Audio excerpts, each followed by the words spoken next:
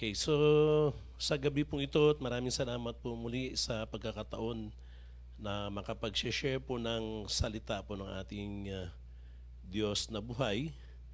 At hindi ko na po masyadong papatagalin pa. Tayo po'y mag-umpisa na po sa ating pag-aralan na ito po'y makita natin sa Hebrews chapter 4 verse 15. Sa mas maganda siguro sa Amplified Version. Hebrews chapter 4 verse 15. Ito na po. For we do not have a high priest who is unable to understand and sympathize and have a shared feeling with our weaknesses and infirmities and liability to the assaults of temptation. But one who has been tempted is in every respect as we are, yet without sinning. Ang Diyos po magpala sa kanyang salita na ating pong nabasa. Sandali po tayong muling manalangin at patuloy na gabay patnubay sa Panginoon. Maraming salamat o Diyos sa iyong pagkilos kangina pa lamang sa aming pong pagpupurit, pagsamba sa iyo. At we acknowledge your presence tonight ng bawat isa, O Lord God. Sa iyong mapagpalang kamay, pinagkakatiwala po namin sa iyo ang mga nalalabi pang oras. Sa matamis at makapangyarihan, pangalan ng aming Panginoon si Kristo, ang lahat ay magsabi ng Amen at Amen. Palapakan po natin pong Panginoon. Hallelujah! Praise the Lord. Ang sa gabi pong ito, ang ating pong pag-aralan ay pinamagatan ko pong purpose of Jesus as a man. Ang purpose po ni ating Panginoong Kristo na siya po ay naging tao o nagkatawang tao. Sa ating pong paniniwala, siya po ay nagkatawang tao at ito po may purpose po siya o mission kung bakit ito po ang kanyang ito po ang takbo o makita po natin ng kapag pinag-aaralan po natin ang salita po ng ating pong Panginoon. Praise God. So, ang sabi po doon sa Hebrews, kapag binasa po natin ang Hebrews chapter 4 verse 14, ay bago po ng 15, may nakalagay po doon na before ascension or back to heaven, ay ang ating pong Panginoon si Kristo actually ay galing na talaga siya mismo sa langit. Sa langit na po siya at siya po ay bumaba lang dito sa lupa at siya po ay hindi basta-basta nang kusang bumaba lang, kundi siya po ay may mga pinagdaanan.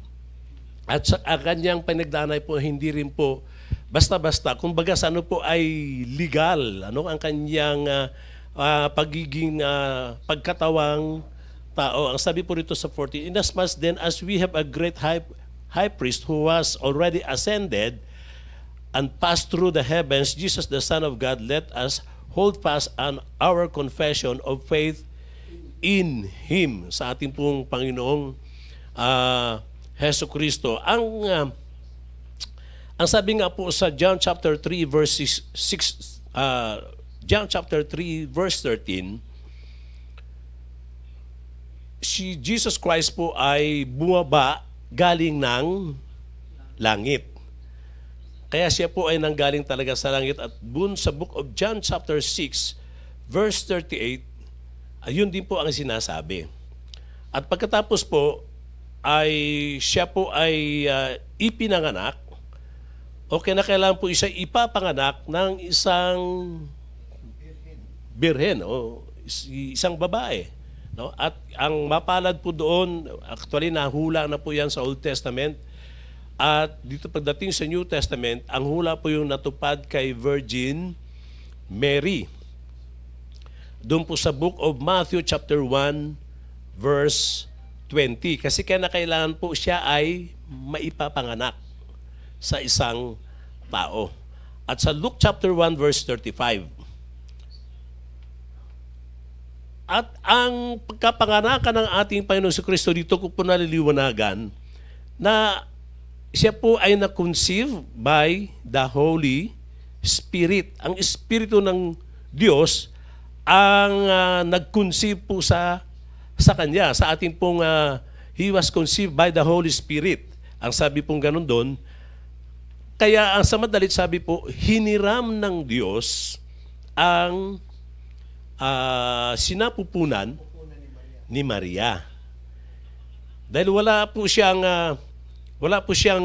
na-connect na isang blood o yun ng isang tao, kundi hiniram ng Diyos ang kanyang sinapupunan. Ito po yung naliwanagan ko sa ating pong laging pag-aaral po dito sa ating pong every Friday na Bible study through Bishop. Doon po ako naliwanagan na yung po pala ay hiniram lang ng Diyos ang sinapupunan ni Virgin Mary. Kaya po ay doon po nagsimula na ipinanganak ang ating Panginoong Kristo na hindi pa ikinasal si Joseph at saka si Mary. Mahaba pa pong kwento po yan eh. Birthday bukas ni Joseph, iba yun. So gusto pa nga niyang hiwalayan eh. So mahaba po yung kwento yun, pero hindi po yun ang pinaka-topic natin. At pero ang mahalaga po rito na ipinanganak ang ating Panginoong Kristo sa pamagitan ni Virgin Mary. Okay. Kaya si Jesus po ay pinanganak ng Diyos. Sila po isinilang ng Diyos, hindi po ng tao mismo. Dahil ito po ay nanggaling mismo sa Holy Spirit. Nag-conceive lang po by the Holy Spirit eh. So ito po ay isang kaliwanagan sa atin na talaga ang Panginoon talaga ay galing siya sa langit. Kaya lang kailangan maisilang siya ng isang babae. At ito pa po ang sinabi sa book of John chapter 1 verse 1, the Word was God and the Word was with God. In the beginning was the Word and the Word was with God and the Word was God. Then pagdating sa verse 14, ito yung Word, sa verse 14 po, itong Word po ay naging tao at siya po ay siya po ay nagdala o dala-dala niya po yung biyaya at yung, ito na po, sa 14, no? And the Word, Christ became flesh, human incarnate, and tabernacled fixed his tent of flesh, lived a while among us, and we actually saw his glory, his honor, his majesty, such glory as an only begotten Son, received from his Father, full of grace, favor, loving kindness, and truth. So dala-dala niya po yung grasya at ang truth. Actually siya po yung grace at siya po yung katotohanan. Ating pong Panginoong Hesus Kristo. So si Jesus Christ po ay nagkatawang tao dahil meron siyang plano at ang plano niya, ililigtas niya ang sangkatauhan. Ililigtas niya po yung tao. Ang sabi nga po, kung siguro ang ililigtas niya hayop, ay magsasahayop siya. Kaya lang ililigtas niya po ay tao, kaya kinakailangan siya po ay magkatawang tao. At dahil po alam natin dito sa kung bakit siya nagkatawang tao, dahil ang kanyang tutubusin ay ang mga tao at kinakailangan po ang kanyang banal na dugo. Ang banal na dugo lamang ang makapaglilinis doon sa kasalanan ng mga tao. Kaya kapag mananatili siyang spirit, ay di walang madadanak na dugo. Kaya yun po ang isa pong plano ng ating pong Panginoon Kristo. Kaya talagang nagkatawang tao siya, katulad po natin. Talagang ganito po sa atin. Totoo po yan, mamaya po mapag-aralan pa natin kung paano talaga siya naging tunay na tao. At dahil po mayroon po ditong spiritual na labanan. Yun po talaga ang pinaka-mission ng Panginoon dahil gusto niyang mabawi yung authority na ibinigay ng original kila Adan at kay Eva. Kaya lang, nakuha ng legal, sabi nga ni Bishop, legal, hindi ninakaw ni Satanas, kundi legal na nadaya niya si Adan at saka si Eva at doon po nagkawindang-windang ang buhay ng tao. Na wala na pong nirelasyon, namatay ang relasyon ng Diyos sa tao. Hindi po physical kaagad na namatay ang mga tao noon dahil nag-edad pa ng 900 plus eh. 969 ang pinakamatanda, si Methuselah. At yun po ay may labanan pong spiritual. Kaya nga po nung ah, ipinanganak ng ating Panginoong Jesucristo ay gusto na ng dyablo na siya po ay mawawala na dito sa mundong ito. Gusto niyang na siya ay mamatay na, mawala na. Kaya nga po, gumagamit ang dyablo, maging si King Herod noon, para patayin ang ating Panginoon Jesucristo. Na nagamit siya ng kaaway, kaya ang sabi niya dun sa mga pantas, sige, pumunta kayo sa bata, pagkatapos pag nakapunta kayo, balik kayo sa akin. Oo, siguro kung ano pang sinasabi ito, baka may suhol pa dapat siya ron, no? Kung ano-ano pa siguro dapat, wala naman nakalagay. Pero mari kasi, pero kasi sabi niya, sasamba din ako. Pero hindi bumalik yung mga pantas dahil nasabihan ng mga anghel. Kasi alam ng anghel na ang plano ni Satanas patayin ng ating Panginoong Jesucristo. Kaya ang ginawa ni King Herod ay nag-utos siya na ang lahat ng mga sanggol ng 2 years old below, pababa, ay patayin. Kaya pinatay talaga ang mga batang lalaki. Hindi na tinanong doon kung tunay na lalaki o basta lalaki. Ay talagang sanggol pinatay. 2 years old below.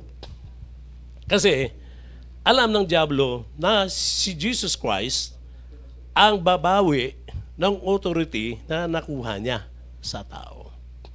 Kaya hanggang sa lumaki ang ating Panginoong Jesucristo, sa edad pa lang ng 12 years old, nag-share na ang ating Panginoong Jesucristo. Ipinapaliwanag niya na yung mga kautusan, ipiniliwanag niya na sa scripture. At may time doon na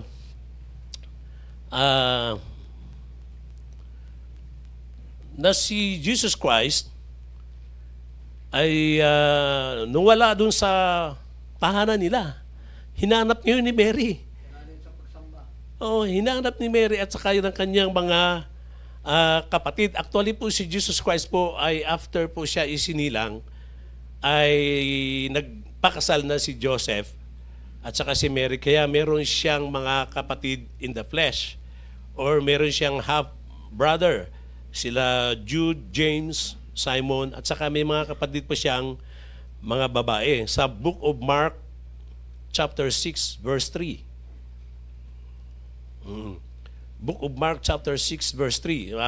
Ano lang po ito, parang Bible study po na dapat maliwanagan natin na meron pong kapatid si Jesus Christ sa kay Mary, sa kay Joseph na po. Kaya kung makikita natin sa isang pamilya, si Jesus Christ ang panganay, pero parang iba ang apelyido kumbaga sa atin. No? Kaya naglakihan po sila, pero si Jesus Christ po ay lumaki na sinusunod yung kalooban ng Ama. Amen. Kaya nung dito po sa Luke chapter 8 verses 19 to 21, kwento ko na lang po. So Luke chapter 8 verses 19 to 21, habang nangangaral, ayun nga doon muna sa Book of Mark chapter 6 verse 3 pala, si Jesus Christ po ay nagtuturo po doon sa templo. At ang sabi doon ng mga tao nandun, hinahanap ka ng nanay mo at ng mga kapatid mo nandun sa labas. Kasi parang kung titignan natin, 12 years old, pagkatapos hinahanap ng 3 araw. Parang halimbawa, meron tayong anak na ganun 3 araw nang nawawala. Hinanap siya ngayon.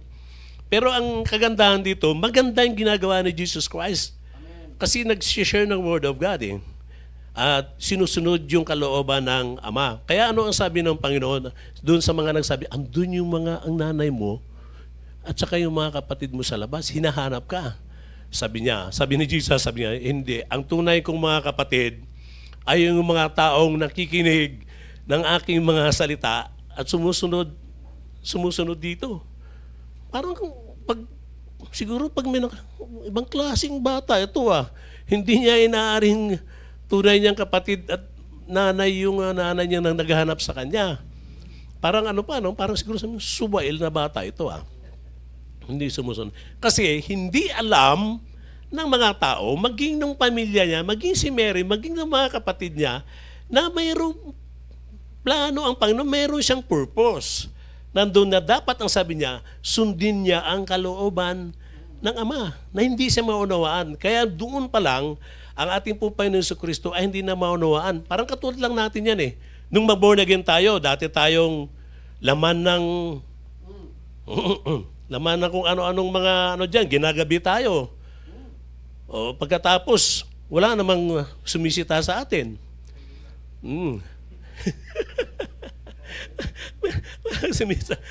Parang naalala ko dati, Bishop, kwento ko lang. Siyempre ako galing Negros, dito sa Manila. Dito ako natuto ng lahat ng kalokohan.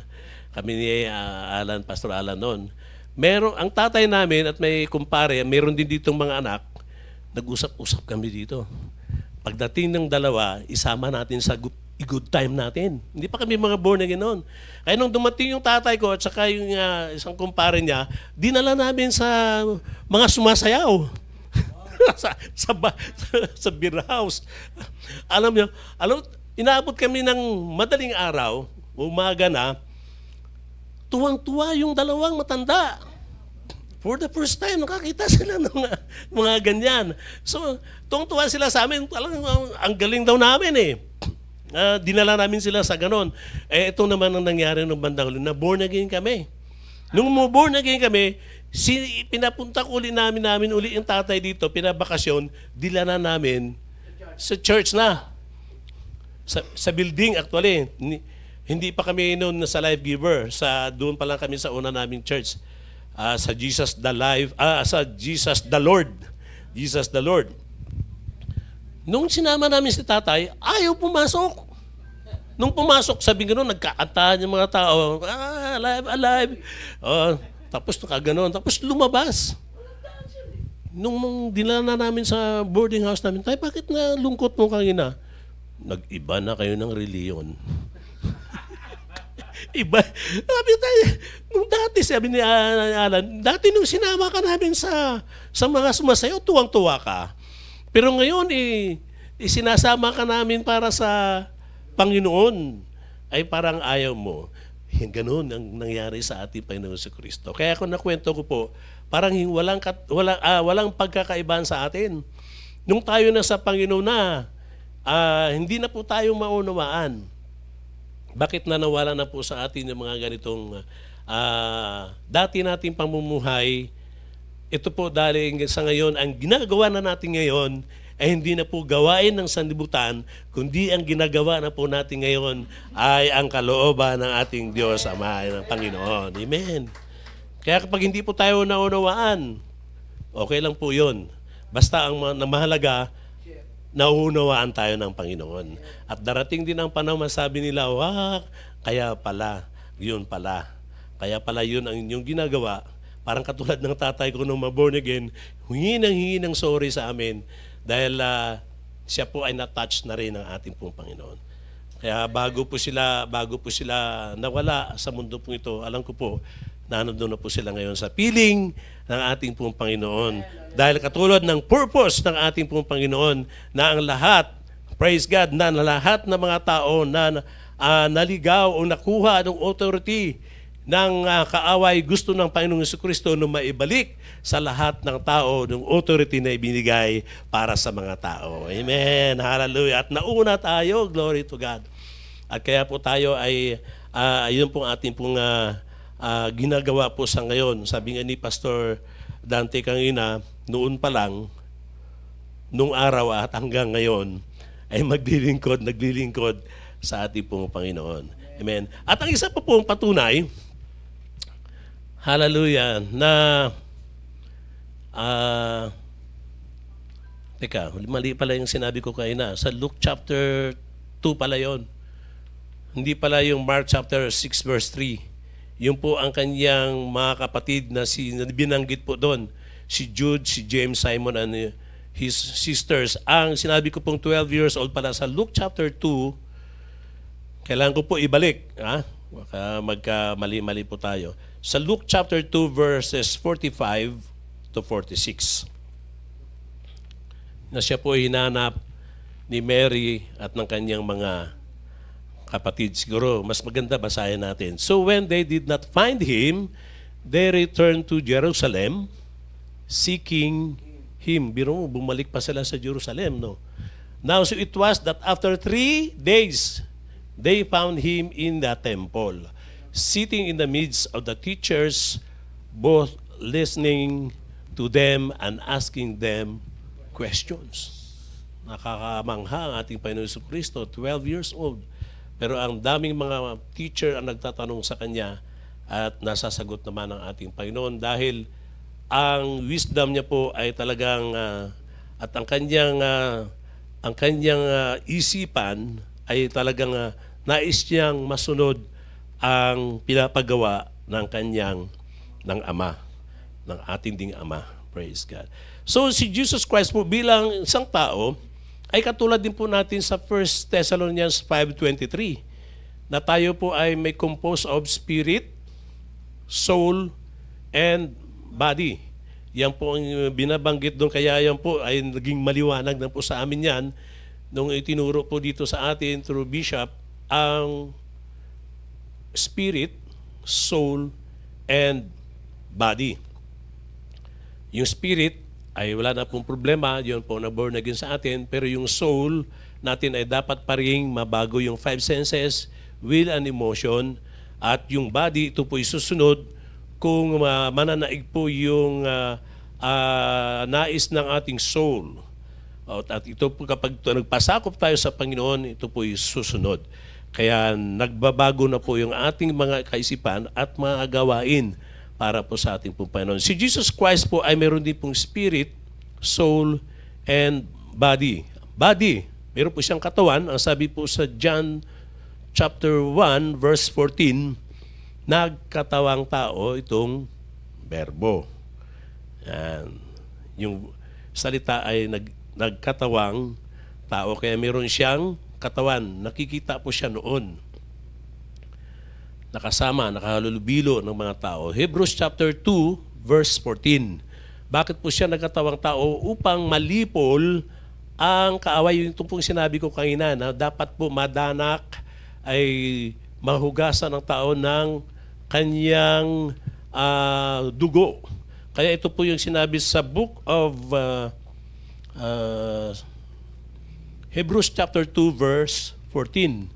Inasmuch then as the children have partaken of flesh and blood, he himself likewise shared in the same, that through the death he might destroy him who had the power of death, that is the devil.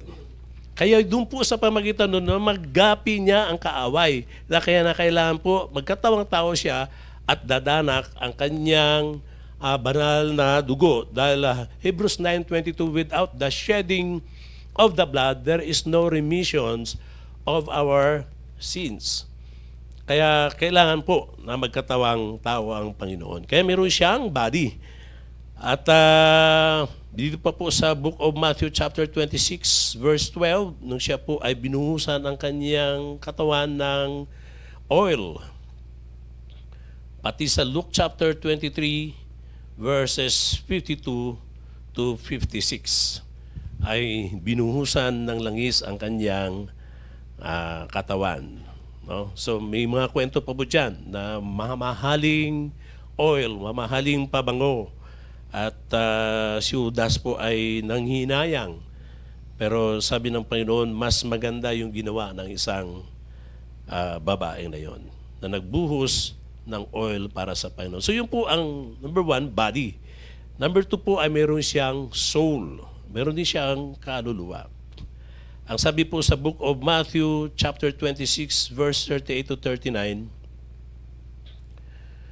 siya po ay bago siya ipapako sa krus at siya po inanalangin sa Garden of Gethsemane, may sinabi po siya doon na my soul is exceeding sorrowful.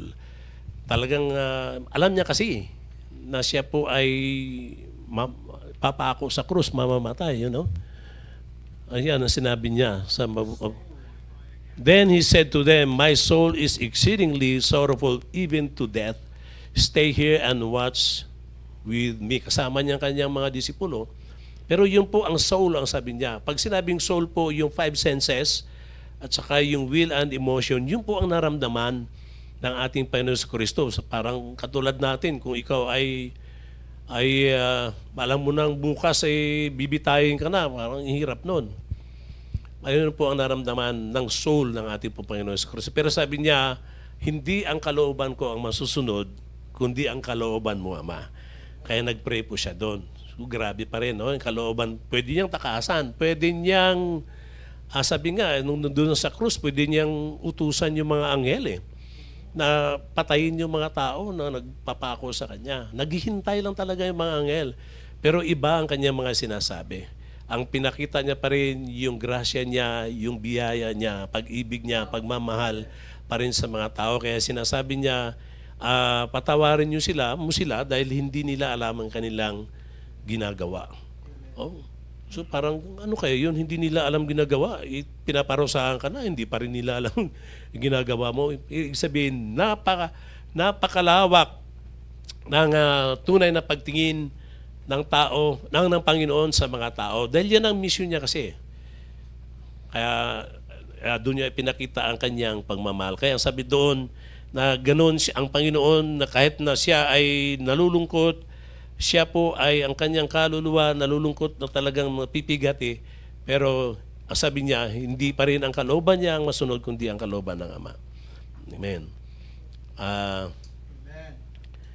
At doon sa Book of Luke chapter 23 verse 43, yung dalawang taong magnanakaw, pusakal na nakasama niya doon at siya po inalipusta ng isa at yung isa naman, sabi niya, hindi dapat mo magsabi ng ganyan ng masama kay Jesus Christ sa taong ito dahil talagang tayo ay karapat-dapat na parusahan.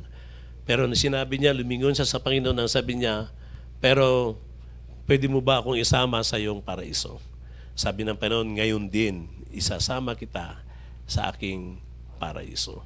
Ibig sabihin sa paradise, ang kaluluwa, doon po pumupunta ang kaluluwa ng isang tao. Kaya meron po siyang kaluluwa. At yung pangatlo po ay meron din siyang spirit. Meron siyang espiritu. Ang sabi po sa Luke chapter 2 verse 46, Luke chapter 2 verse 46, nung sila po ay yung bang merong 7 last words, nung habang nandun sa krus, ang pinakahuli niyang sinabi, into your hands I commend my spirit. Now, so it was into your hands. Okay. Now, so it was that after 3 days, they found him, mali ang sulat ko. Bumalik sa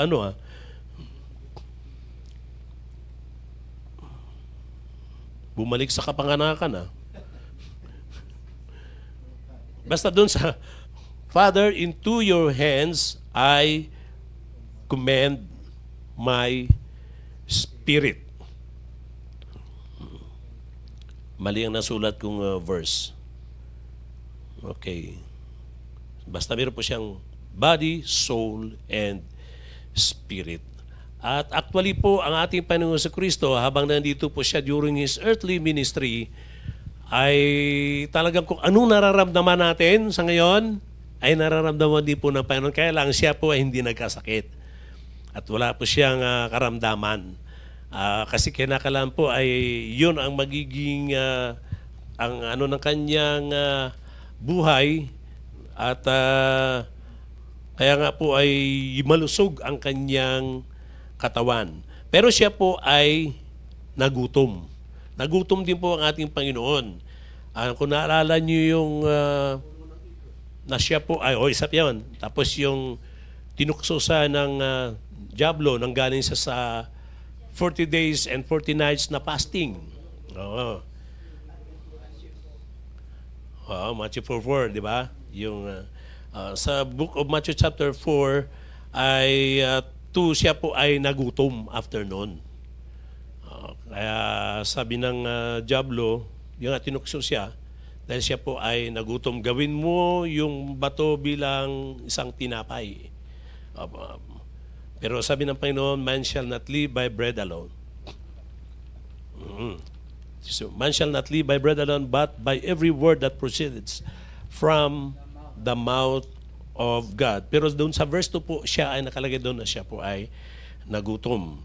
At sa Matthew chapter 21 verse 18, yung nga po yung puno ng igos na gusto niya sanang kumain, walang bunga. Kaya manatili sabing gano'n na walang bunga yung igos na yon. Okay, so yun po ang una na siya po ay nagutom bilang tao. At pangalawa po ay siya napagod din.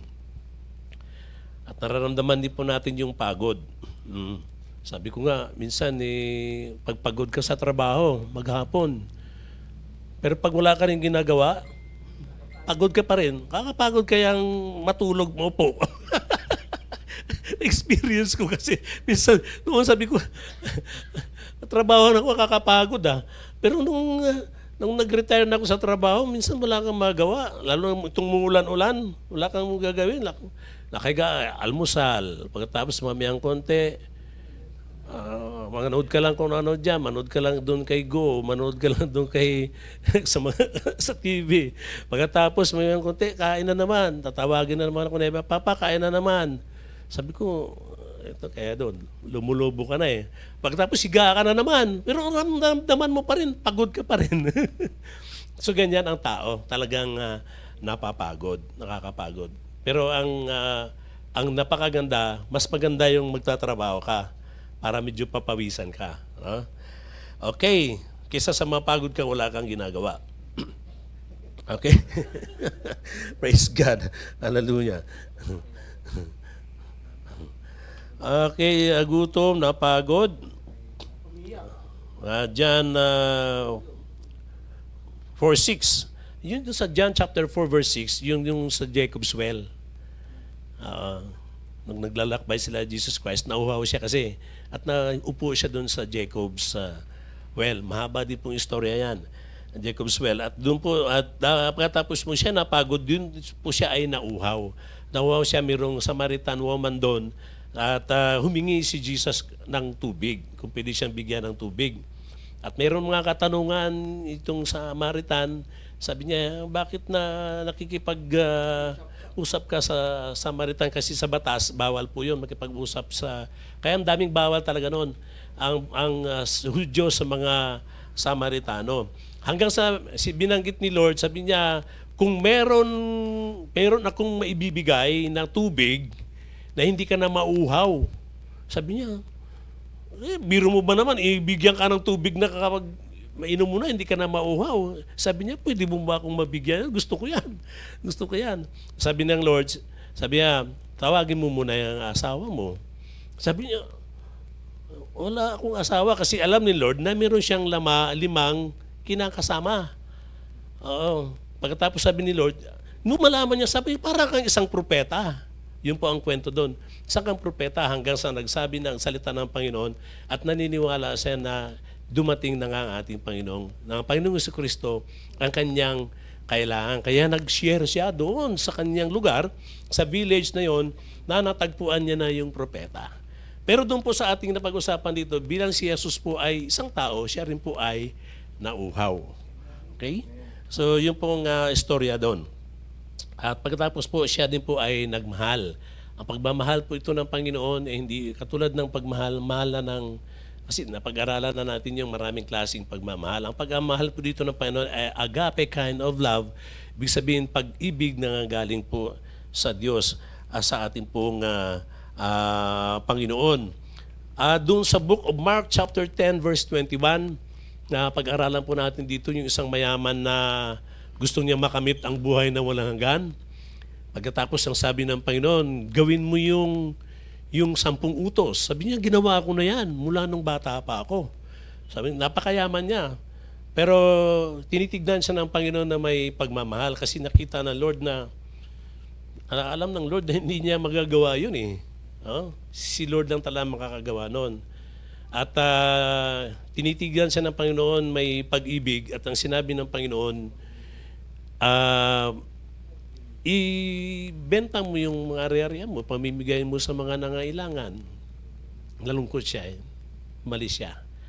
Kaya doon po ay may pag-ibig pa rin doon po ang ating pong Panginoon kasi itong taong ito, binaling niya ang kanyang pagmamahal hindi talaga actually sa Panginoon. Nabaling ang kanyang pagmamahal sa salapi. Kaya may katuruan po sa atin na the root of all the love of money is the root of all evil. Kaya tinuturuan tayo dito na dapat tayo ang magkaroon ng authority sa mga kayamanan, hindi tayo yung pasakop doon sa kayamanan. So yun po, pero ang mahalaga po rito na ang Panginoon po ay nagmamahal. At pagkatapos po, doon sa book John chapter 11 verse 36, nung mamatay po si Lazarus, na ang kanyang kaibigan, ang ating po Panginoon Kristo, siya po ay nagmahal po siya rito. Nagmahal siya. Minamahal niya kasi ang kanyang kaibigan na si Lazaro. No? Parang tayo lang yun. Kung kaibigan niya si Lazaro, tayo din po ay naging kaibigan ni ng Panginoon. Kaya may kanta tayo na I am the friend of God. Yeah. Tayo po ay naging kaibigan, hindi lang kaibigan. Maraming magkatawag sa atin ng Panginoon. Lalo higit sa lahat, tayo ay mga children of God. At doon po ay tumangis din po ang Panginoon. Umiiyak din siya. Katulad natin. At tayo po minsan umiiyak. Minsan pag may umiiyak ang tao, pag may mabigat na problema, pagsubok. Pero minsan may mga umiiyak naman na talagang sa presensya ng ating pong Panginoon. At mas totoo po yun. Dahil natural lang minsan na talagang pag matindi na ang mga problema sa atin, yung bang pag isinabi mo na sa Panginoon, sabi nga luha pa lang natin ay nababasa na yan ng Panginoon eh. Yung atin lang panaghoy, ang atin lang pagbuntong hininga ay naririnig na po yan ng Panginoon. Kasi talagang dumadanas mo tayo ng pagsubok kasi habang nandirito pa tayo sa mundong ito, kapighatian. Talaga nandiyan po yan. Ang sabi ko nga, mas mapalad tayo dahil kasama natin ang Panginoon.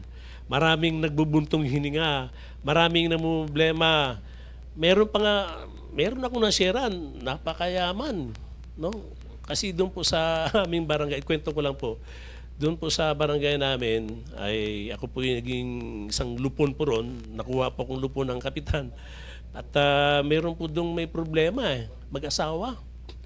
At katabi siya ng isa kong kasamang lupon at ang sabi, Sir, sabing ganun sa akin, mas matanda pa sa akin, Sir, meron nangangailangan ng counseling. Itong kapitbahay ko. Sabi po, pinuntahan ko, maghihiwalay na po maghihiwalay na mag-asawa. Pero napakayaman dahil napakadami ng negosyo. Ang negosyo po nila yung meron silang building. At binilang-bilang namin yan, si Marco, binilang-bilang namin kung magkano kinikita buwan-buwan, mahigit kalating milyon sa paupahan lang. Pero wasak yung pamilya. Maghihiwalay na. At purihin po Panginoon at nag-reconcile. Ang sabi pa nga sa akin ng lalaki, aaten ako sa church ninyo. Sabi ko, nakakaya doon sa church namin. Kasi baka walang aircon doon, ganito. Sa madalit sabi po, hindi nga naka-attend. Pero at least daw, nagsasama, nakita na ng isang kasamang lupon na nagsasama na sila, magsimba sa kanilang simbahan at saka sa mga malengke. At least sila po ay nag-abuo pumuli ang kanilang pagsasama, na-restore po ang kanilang pagsasama. Pero yun po ay ang sabi po rito, nakakalungkot ng isang tao po kasi nung wala talaga ang Panginoon. Kahit nasa yun man lahat ng, kaya nga sabi na Panginoon, aanin mo man yung buong kayamanan ng buong mundo, sa'yo na. Kung ligaw naman ang inyong kaluluwa. Hindi bali na kung kahit ano lang ang ating pong sitwasyon, basta ang mahalaga po, buo yung ating relationship sa Panginoon at saka yung sa ating pong mga mahal sa buhay. Daig pa natin. Katulad nun, hindi mabibili kasi. Hindi mabibili ang tunay na relasyon Hindi mabibili yung tunay na, yan, nadinig natin kay Bishop lagi yan Mabibili mo yung magandang kama, may gaan, pero hindi mo mabibili yung masarap na hilik. Na mahimbing na pagtulog. Kaya ang mga Kristiyano, praise God, kaya madikit lang. Parang ako yun. Madikit lang sa ang sarap matulog, no? Mapayapa. Amen. So yun po, kaya lagi po natin titignan yan mga kapatid. Huwag tayong mag-inggit, huwag tayong magselos doon sa mga, lalo na mga mayayaman na walang tunay na relasyon sa Panginoon. Minsan kasi may nagtanong dati, bakit na yung mga taong yan walang relasyon sa Panginoon? Bakit nangyayaman nila? Pagkatapos yung mga Kristiyano, parang ganyan. Pero hindi nila alam kasi tayo pinagpapala ng Panginoon sa spiritual na mga bagay. Amen? Sa Ephesians chapter 1, verse 3.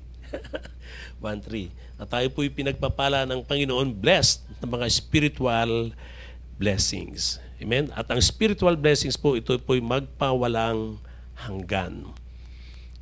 Kahit mamatay man tayo dito sa gutom, di ba? Sabi nga gano'n, may namatay na nga sa gutom eh. Si Lazaro, isang Lazaro, at ang mayaman, pero namatay sa gutom, pero napunta sa langit. No? At ang isang tao namang mayaman na walang relasyon sa Panginoon, doon sa impyerno, namatay sa busog. Namatay sa busog. Luke chapter 16. Tumangis po ang Panginoon sa John chapter 11 verse 35. Jesus wept. Itong pinakamaigsing verse sa Biblia. Pinapahulaan pa dati yan, Bishop. Ano pinakamaigsing verse sa Biblia? John chapter 11 verse 35. Jesus wept. Talagang tumangis ang Panginoon dahil namatay yung kanyang kaibigan. No? Kaya alam ko na ang Panginoon ay hanggang sa buhay po natin ay yun po ang kanyang pakiramdam, no? Na siya po ay nalulungkot sa mga taong lalo ng mga namamatay na walang relationship sa kanya. Okay, sa Hebrews chapter 5 verse 7. Ito tignan natin. Sa Hebrews chapter 5 verse 7. Malapit na po tayo magtapos. Anong oras na ba? Malapit na. Hebrews chapter 5 verse 7. Who in the days of his flesh, when he had offered up prayers, and supplication with vehement cries and tears to him who was able to save him from death and was heard because of his godly fear. So doon po ay mayroon po siyang cries and tears. Siya din po ay tumangis at that time. So yan po ang panlima at ang pang-anim po ay siya din po ay nanalangin. Katulad noon, nanalangin din po siya. Sa book of Matthew chapter 14 verse 23, ang habit po ng Panginoon ay siya po lagi nanalangin sa prayer mountain. At yun naman kasi maganda naman talaga pagka ikaw ay nanalangin sa kabundukan. Pero sa atin sa ngayon ay kahit saan tayo pwede tayong manalangin. Yun naman po ay ginawa po yun ng Panginoon, yung 40 days and 40 nights na prayer kasi meron siyang mission eh. Yung mission niya ay ligtas na tayo. Naligtas na tayo eh. So hindi na siguro dapat natin gawin yung 40 days din tayo ng 40 nights. Lalo na kapag baka sino kayang pinakamataas ditong mahabang prayer and fasting? Bishop, nagawa mo ba yon? 14? Anong, pero November 7 to December 7. Nakuha pala ni Bishop kasi dati talaga ganun ang kasi kumbaga sa yung gusto natin gayahin ang Panginoon, ang nasa isip natin gayahin yung kanyang mga ginawa. Ay katulad ng pagpipinitensya na yun pala hindi na pala kasi ginawa na yun ng ating Panginoon sa Kristo. Effective naman, Bishop, ano? Inano ko dito si Bishop, tinatanong ko naranasan niya pala yung 40 days. 40 days and 40 nights na ginawa. 40 days, hindi nights. Kasi may break na siya pagkagabi.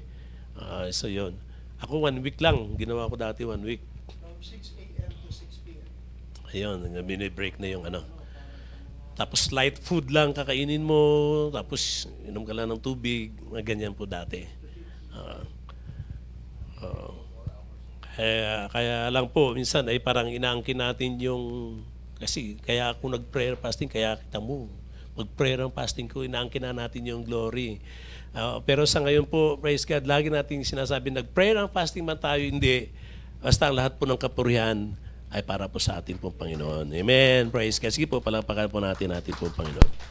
Kaya yun po, nami-mislead lang po minsan ng tao na ang ginagawa po ng mga tao hanggang sa ngayon, lalo na po ang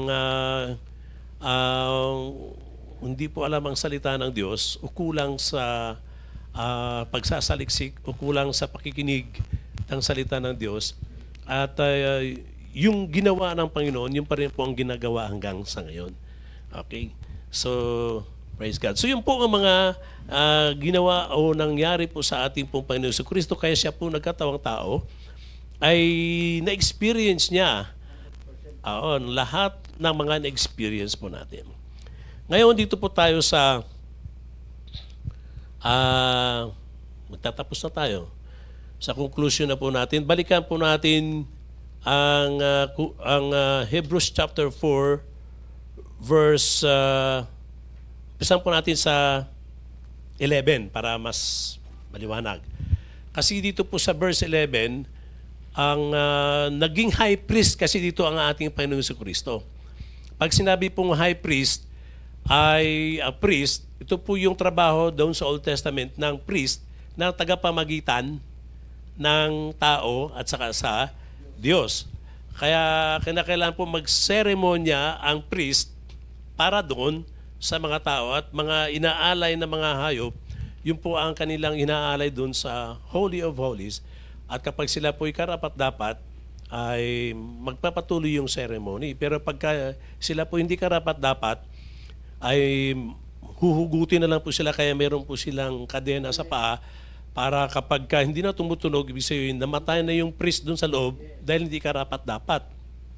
Kaya hihilahin siya para matakpan yung kasalanan ng mga tao. Pero nung dumating si Jesus Christ, siya na po ang nagiging handog. O once and for all. Minsan lang po yung ginawa ng Panginoon, ito po'y para sa lahat. At dito po sa Hebrews chapter 4 verse 11, hanggang sa ngayon po, ito pa po ang ginagawa ng maraming pananampalatayang o ng ibang paniniwala.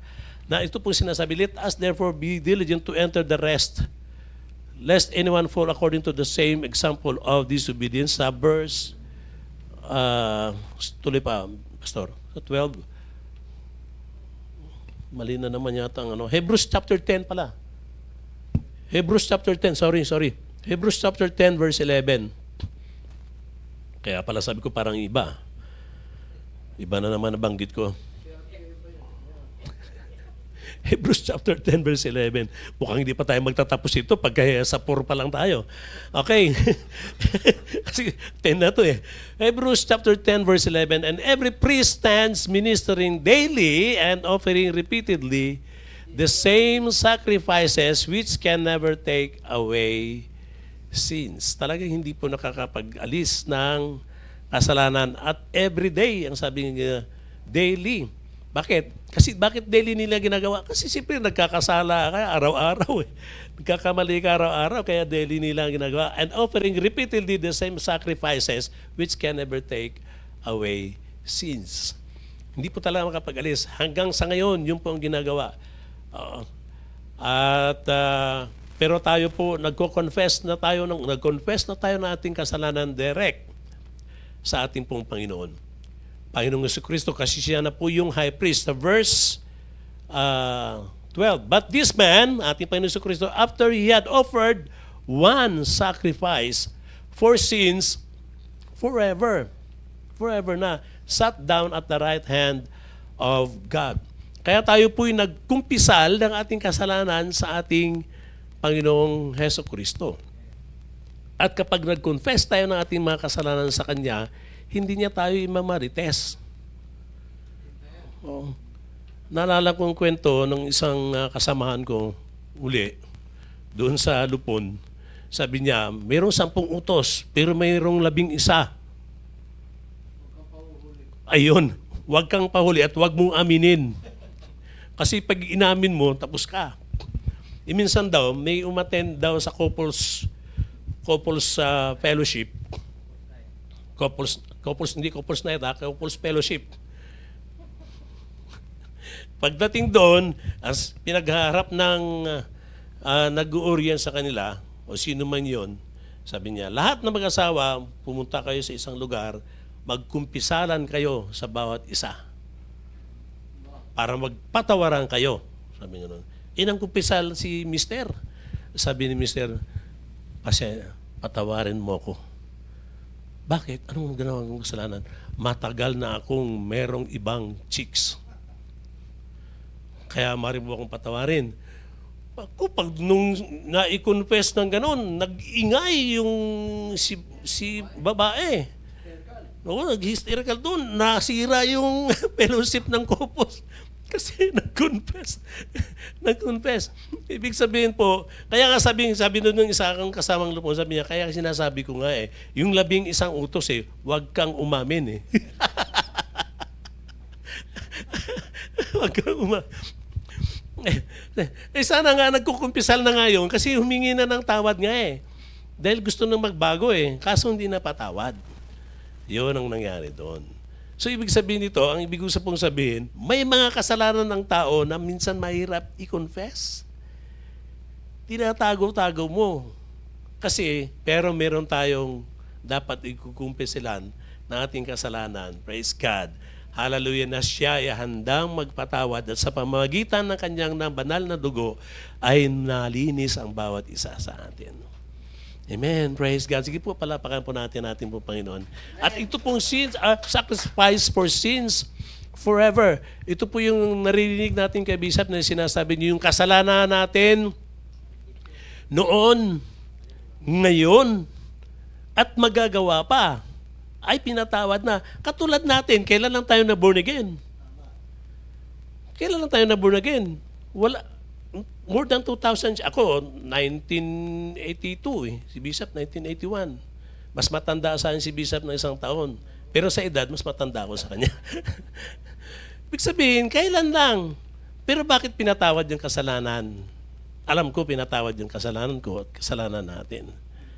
Oo. Ngayon, yung mga kasalanan pa ng mga apunan natin siguro, iba pang anak, kung tayo mo po yung makakagawa, pinatawad pa rin ng Panginoon kasi ginawa niya na Ginawa niya na. More than 2,000 years ago na, minsan sabi, 2,000 years, more than 2,000 kasi 2024 na po tayo ngayon More than 2,000 years ago na pinatawad din ang ating kasalanan.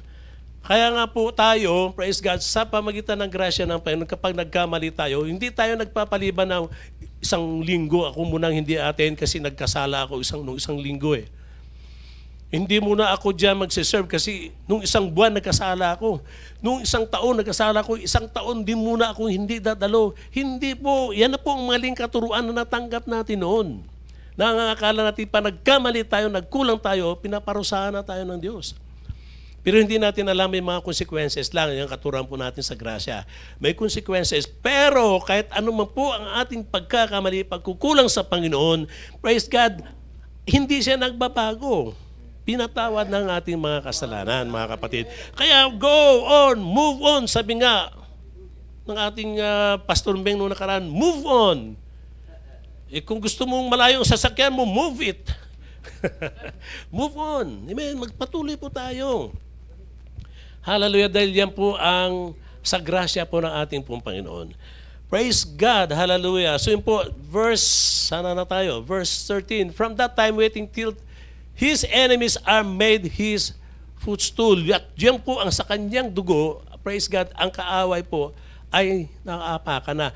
Huwag po tayong matakot sa kaaway. At huwag po tayong pagapi sa kaaway. Nagtagumpay na po ang Panginoon at ibinigay na po sa atin.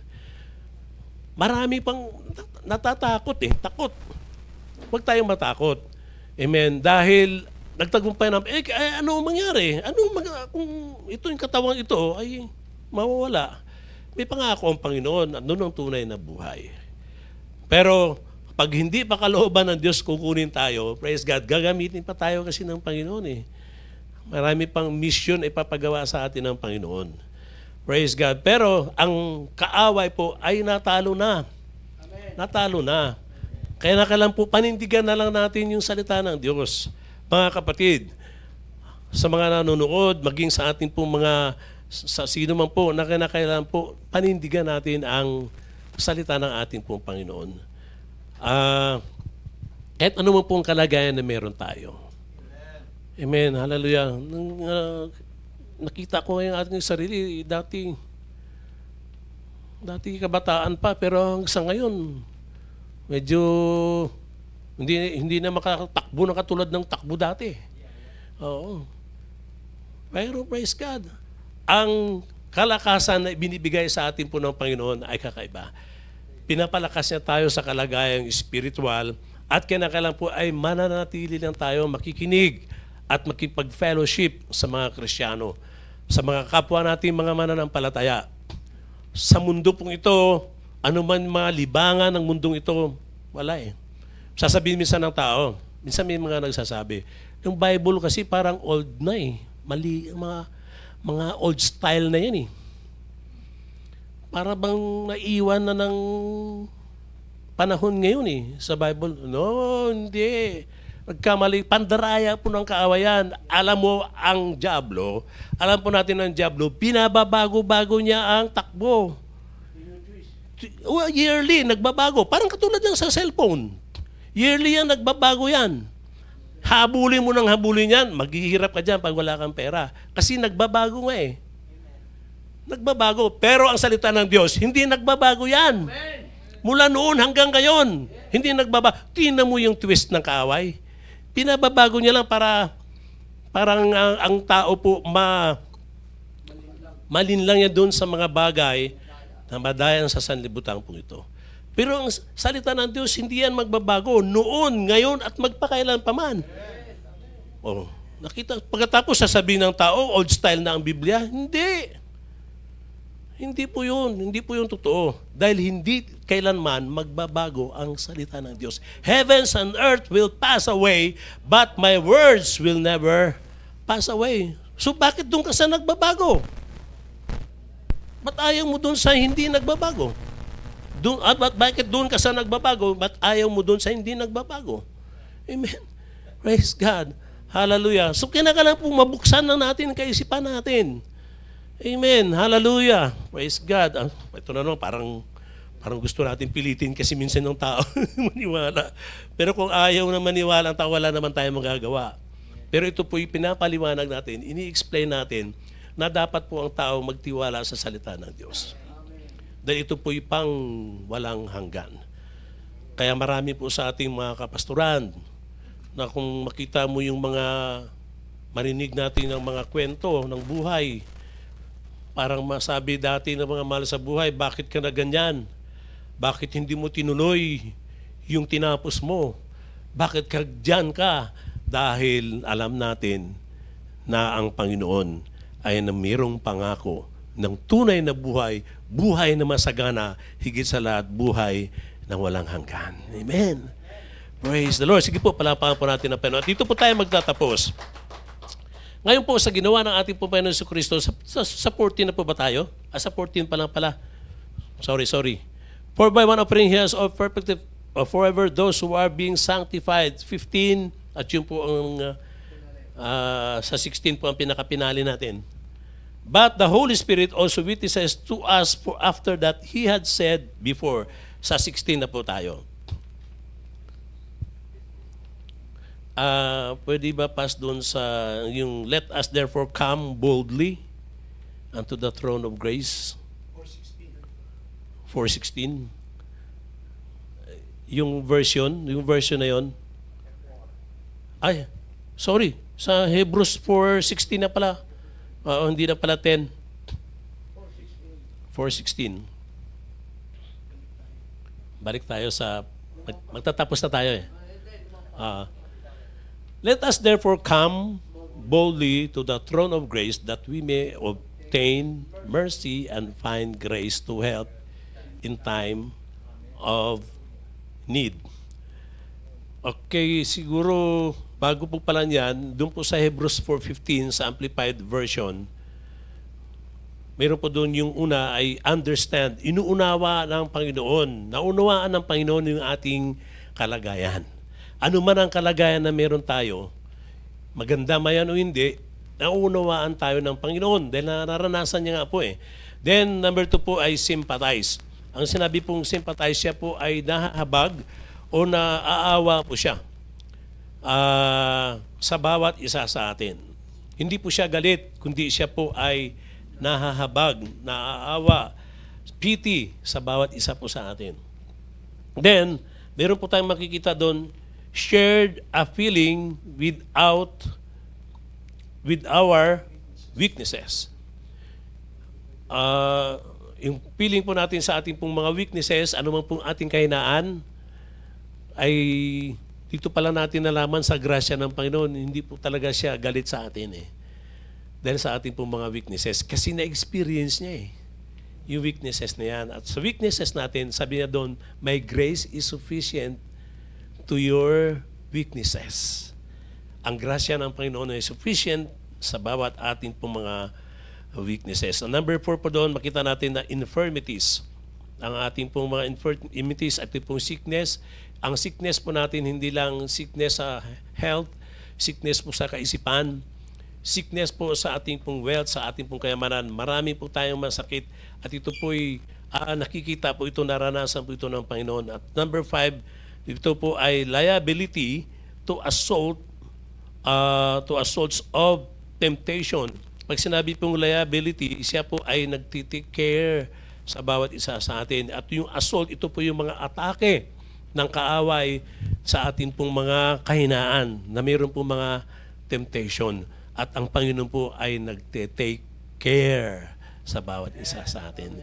Kaya kung mahulog man po tayo sa tukso, praise God, tayo man po ay kinainisan ng ating kapwa, ang isa lang po ang hindi naiinis sa atin at nagte-take care sa bawat isa sa atin kundi ang ating pong Panginoong Jesucristo. At doon po sa ating pagtatapos sa Hebrews chapter 4 verse 16, now let us come boldly unto the throne of grace, not, sabi nga ni Bishop, not throne of judgment. Praise God. Hallelujah. Kaya nakuha ko yung sinabi ni Bishop na throne of grace, not throne of judgment. Hindi pa po tayo hinahatulan ngayon ng Panginoon.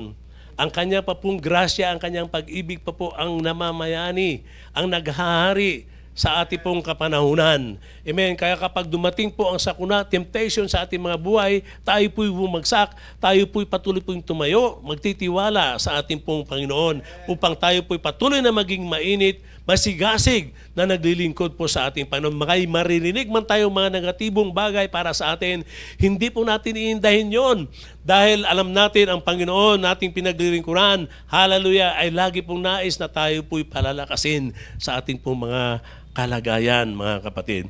At sabi po rito sa that we may obtain mercy and find grace to help in times of need. Kung ano man ang ating mga kailangan.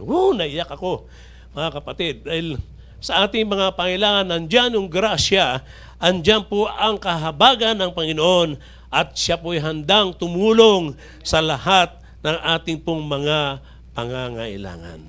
Sa gabi.